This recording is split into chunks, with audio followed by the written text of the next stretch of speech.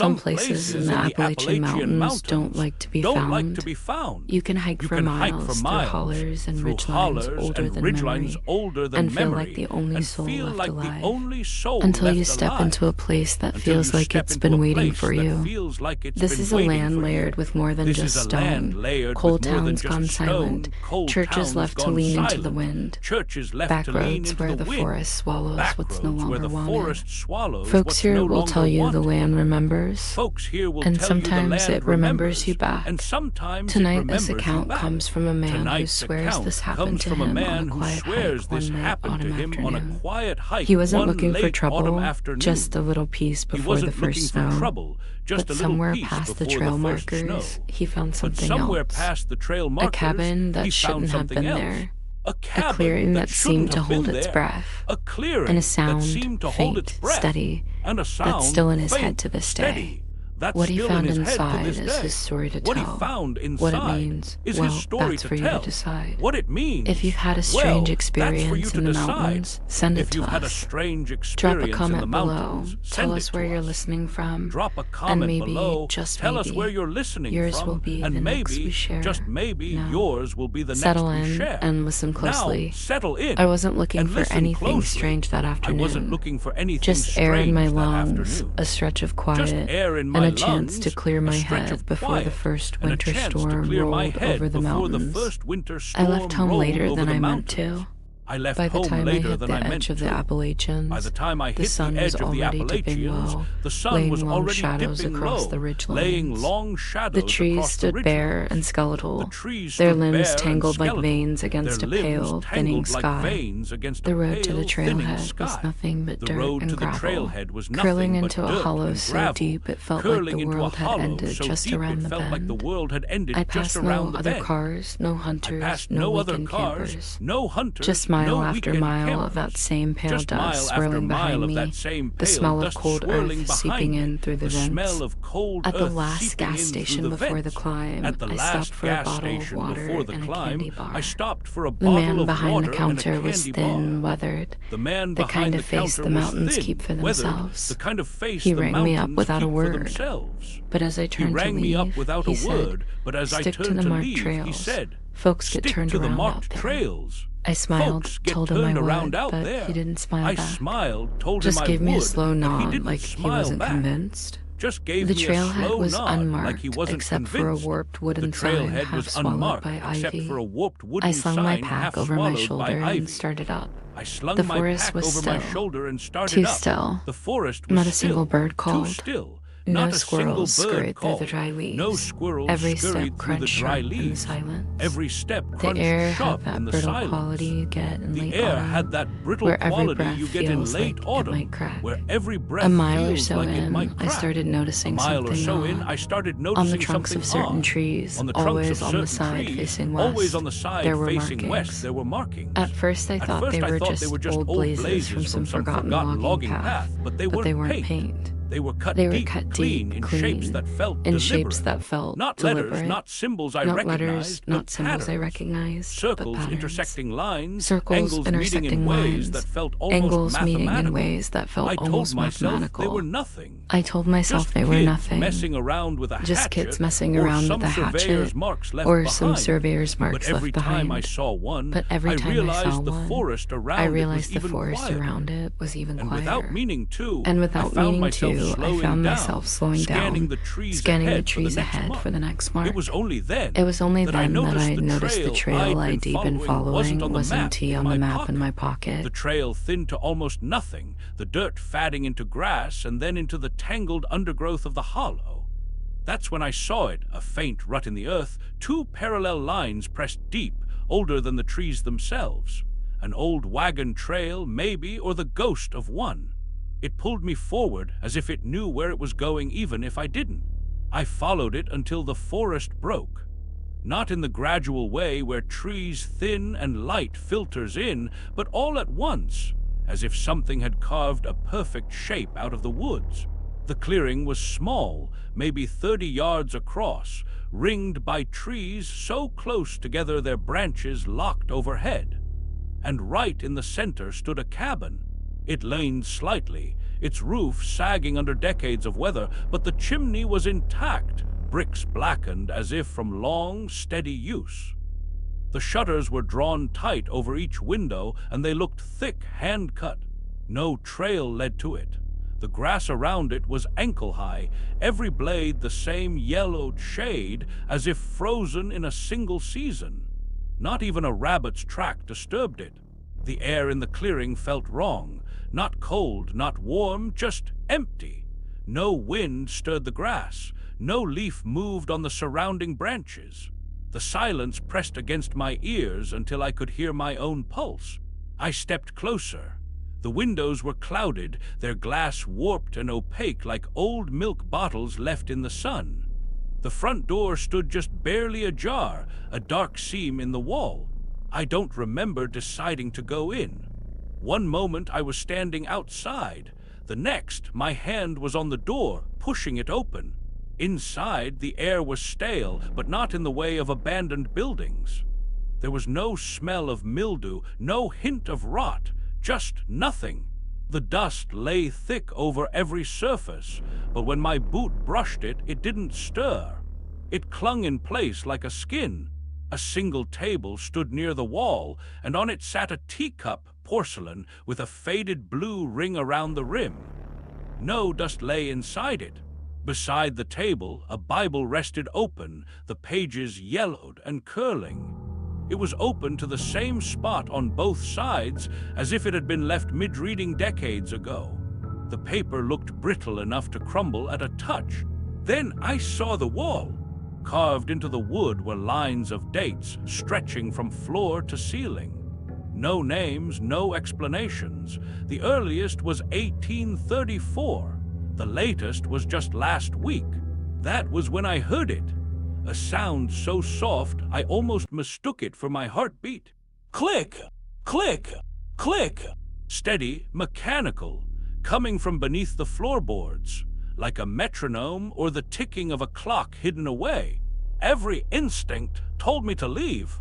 I backed toward the door, my boots whispering against the unmoving dust. The sound stayed steady until I reached the threshold, and then it stopped. I stepped into the clearing, my eyes flicking back to the windows. For a moment, I thought I saw the faintest shadow move across the warped glass. But when I looked again, the glass was empty. Still, I couldn't shake the feeling that whatever was inside hadn't stopped watching me. I didn't sleep much that night. Every time I closed my eyes, I saw the warped glass of those windows and felt that hollow air pressing in around me. By morning, I'd convinced myself I had to go back. Not alone this time. I called Caleb, a friend who'd grown up in these hills. He was the sort who laughed at ghost stories, but carried his own quiet set of rules about the woods, rules I'd seen him follow without question. When I told him what I'd found, his voice went flat.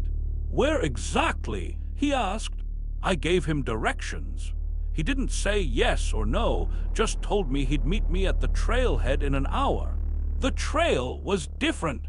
Where yesterday it had been faint but passable, now the undergrowth had crept in, thorny vines clutching at our pants, branches hanging lower. The air felt heavier, the kind that sticks in your lungs. Caleb didn't speak much, just kept scanning the tree line like he expected something to step out. When we reached the clearing, the cabin stood exactly as before, roof sagging, shutters shut tight, grass around it unbroken. But as soon as I stepped inside, I knew it had changed. The teacup on the table was gone. The Bible was still there, open to the same page, but the wall of carved dates now had a new one at the very top, today's date. Fresh, sharp cuts in the wood, the edges pale against the dark grain. Caleb's jaw tightened. The clicking sound had grown louder, faster. The floor beneath my boots felt subtly uneven, as if something had shifted underneath. "Man, I don't like this," Caleb said, his voice low. "This is right, we should go." I wanted to argue, to explore further, but the hair on the back of my neck stood up. We stepped out into the clearing, the stillness swallowing us again. We were halfway across the grass when it happened. A sound so sudden it froze us both. Thump! A single, heavy impact from inside the cabin. Not the sound of something falling, the sound of something landing. Caleb's eyes met mine, wide, and without a word we turned and headed back the way we came. Neither of us looked over our shoulders. I tried to forget about it, I really did, but the cabin stayed with me. Every time I sat still, I'd hear that slow, steady clicking in the back of my head. Sometimes I'd find myself tapping it out without realizing. 3 days later, I gave up pretending. I packed a flashlight, gloves, and a crowbar, telling myself I just needed to see what was making that sound. I didn't call Caleb. I knew he wouldn't come. The trail was worse than before, choked with vines, nettles biting through my sleeves. The air was colder now, the kind of cold that doesn't care what month it is. When I stepped into the clearing, the grass seemed taller. The cabin waited, still and sunless, as if the sky above it had dimmed just for this patch of earth. Inside, the clicking was louder than I'd ever heard it. I followed it to the corner where the dates climbed the wall. The floorboard beneath my right boot shifted slightly under my weight. I knelt and pried at it. The wood came up with a reluctant groan, revealing a square trap door fitted with an iron ring. My fingers hesitated on the cold metal. When I pulled it open, a breath of air rose up, damp, mossy, threaded with the mineral chill of stone. My flashlight beam vanished into a narrow shaft. A ladder bolted into the wall. I descended slowly, my boots squeaking on the metal rungs. The air grew thicker the deeper I went, until it felt like breathing through wet cloth. The ladder ended in a small underground room, its walls slick with moisture. Wooden shelves lined every surface, each crowded with glass jars. Inside each jar floated something pale and indistinct, shapes that shifted when I tried to focus on them. In the center of the room sat a rocking chair. It faced the far wall, gently moving back and forth, though no one sat in it. The sound of its creak blended with the soft, relentless clicking coming from beyond a sealed wooden door on the opposite wall. The door looked older than the cabin itself, thick, iron-banded, its hinges the color of old blood.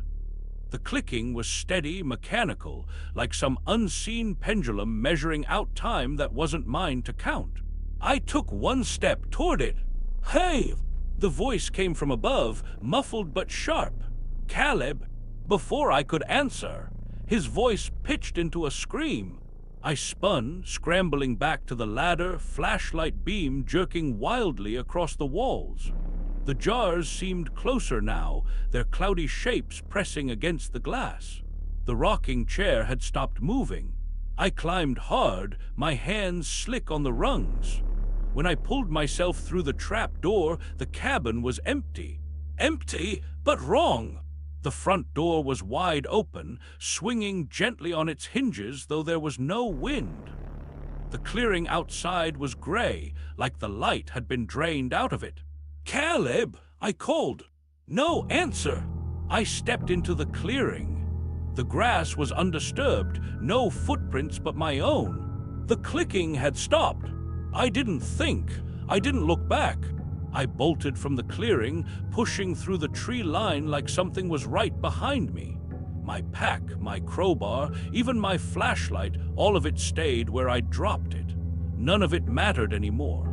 The only thing that mattered was putting distance between me and that cabin. The woods clawed at me, branches snapping against my face, briars tearing at my sleeves. I kept moving, lungs burning, legs shaking.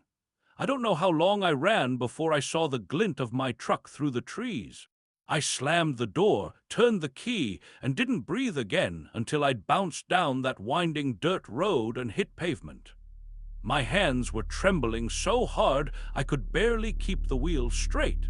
When I finally reached cell service, I called the sheriff's office.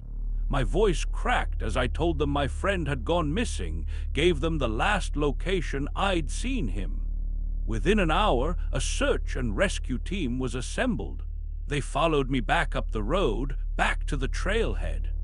I led them along the same route I'd taken twice before, pointing out the turn where the wagon ruts veered into the woods. But something was wrong. The path was overgrown, thicker than I remembered. The undergrowth had swallowed the ruts entirely. We pushed on anyway. I knew the clearing was just ahead. Except it was. We stepped out into an open space, but there was no cabin. No grass worn by footsteps.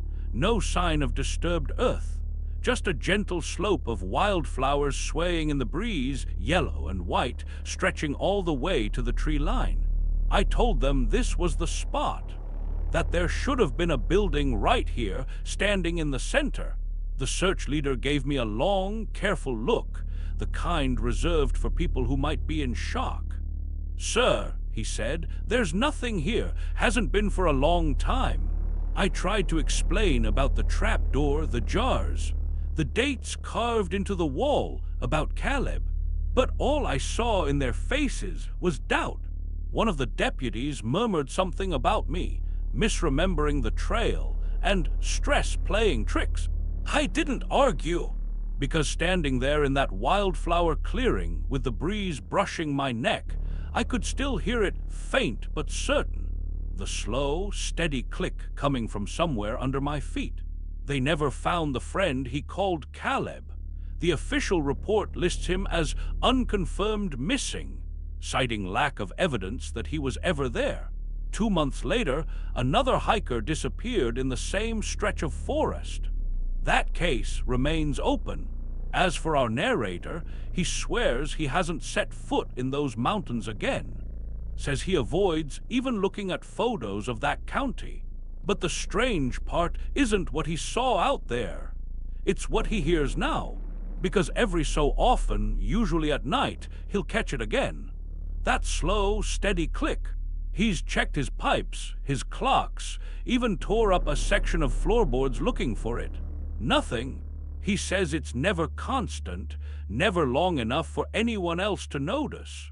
Just there for a few seconds and gone. But here's the part that unsettles him most. It's never louder than when he's standing in the kitchen, right above the basement. Beat of silence. Ambient fades to black. What do you think he found in that cabin? And what do you think followed him home? Share your thoughts in the comments. If you've had your own encounter in the mountains or anywhere else, send it to us. And if you'd like more true encounters and strange stories, don't forget to like, subscribe, and keep the lights low. Because sometimes the story doesn't end where you think it does.